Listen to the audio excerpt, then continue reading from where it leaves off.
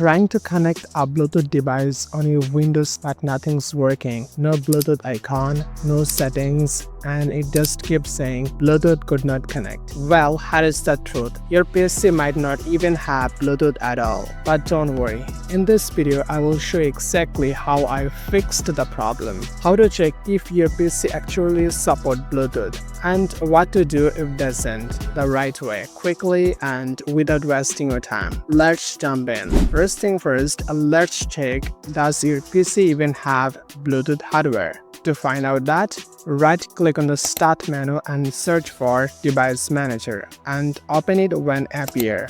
Now look for a section called Bluetooth. If it's missing, that's a big clue. Your motherboard might not have a built-in Bluetooth adapter. Now from the top, click View and select Show Hidden Device.